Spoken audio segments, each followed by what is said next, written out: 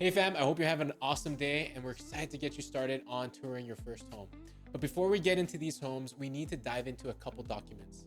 On August 17th, 2024, there was a major settlement with the National Association of Realtors. And because of that, these documents are required by law before we can tour any property. And before we dive into the specifics of each document you'll need to sign, let's discuss the changes that have taken place to give you some context.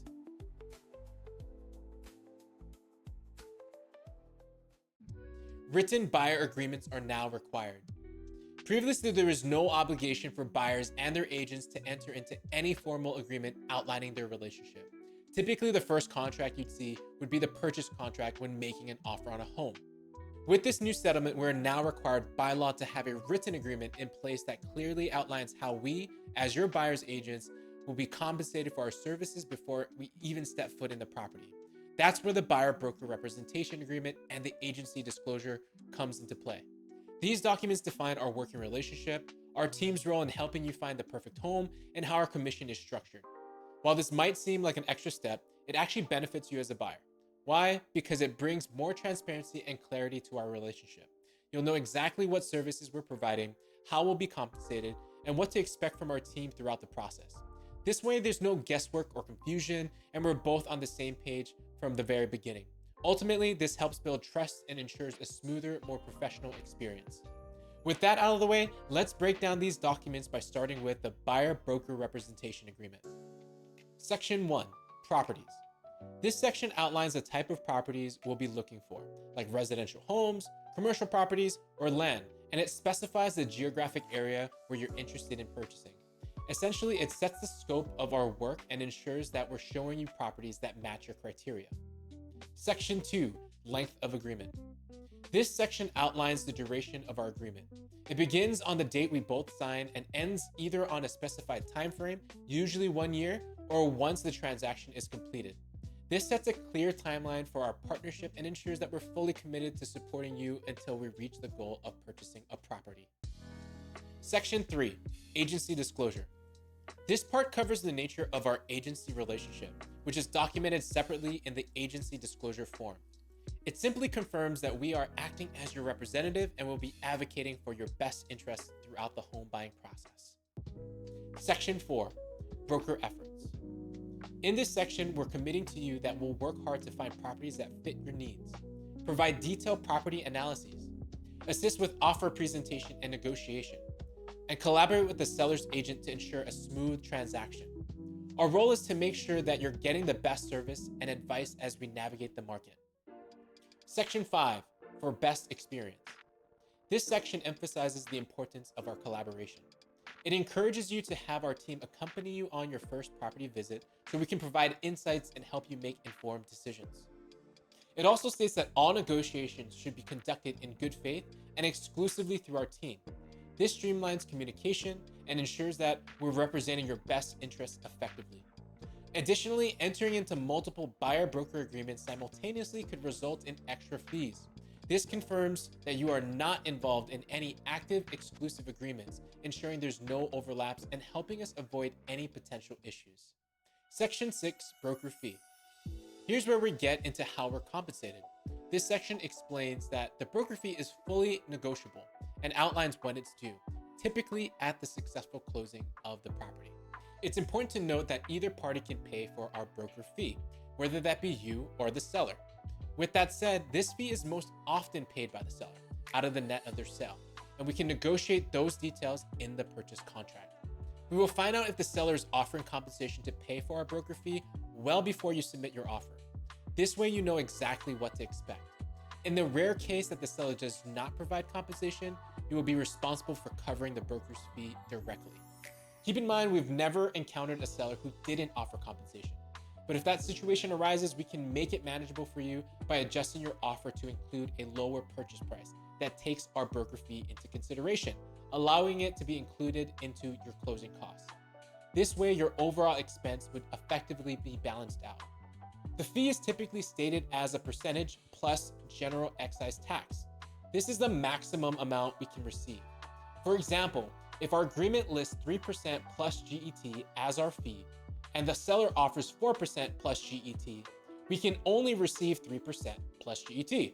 However, if the seller offers less, such as 2.5% plus GET, we can lower our fee accordingly to match what the seller is providing. Lastly, if you decide to purchase a property we've shown you within a certain period after our agreement ends, we may still be owed a fee, which is a standard clause to ensure transparency and fairness to everyone involved.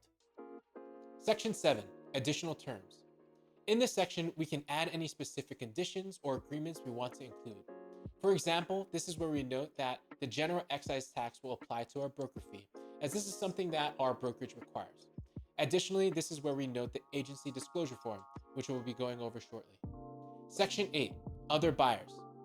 This section clarifies that we or our brokerage may represent other buyers who are interested in the same properties you are. Our goal is to always be fair and transparent, and this section just confirms that we'll handle any potential conflicts professionally. Section 9, Cancellation. If at any point you want to end our agreement, you can do so by providing us with written notice. Our goal is to ensure that we're continuously earning your business. And if at any time you feel that we're not upholding our end of the deal, you're free to cancel the agreement. We want you to feel confident and supported throughout this process. However, if you're under contract to buy a property at the time, the agreement remains in effect until the transaction is complete. This provides flexibility while still protecting both of us during active transactions. And that's the buyer-broker representation agreement. Now let's finish by quickly going over the real estate agency disclosure and election form.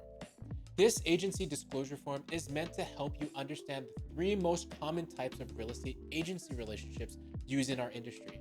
This form allows you to choose the type of relationship you want to have with us. Let's break it down. Buyer's broker.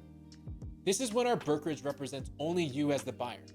When we work together under a buyer representation agreement, we're committed to serving your best interests and owe you specific fiduciary duties, such as confidentiality, loyalty, and advocacy, amongst others. Seller's broker. This is when our brokerage represents only the seller of the property. The relationship is formalized through a listing agreement, and our responsibilities and duties are to the seller. It's important to note that in this role, we prioritize the seller's best interest. Dual agency. Dual agency happens when our brokerage represents both buyer and seller in the same transaction. It can be with one agent working for both sides or 2 agents under the same brokerage representing each party. In this case, our brokerage fiduciary duties to both parties are limited because we need to remain neutral. This means that we can't prioritize one side over the other, and both buyer and seller must consent to this arrangement in writing.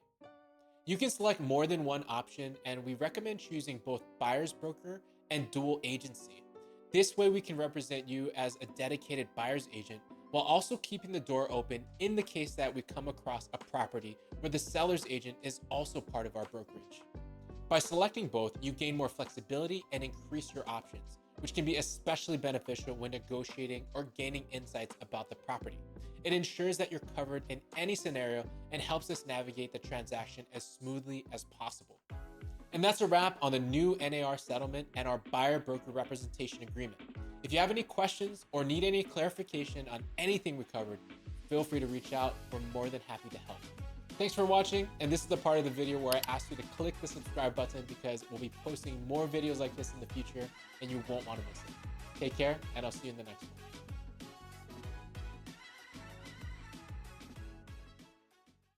Hey, I bet you thought the video was over, but we're still here.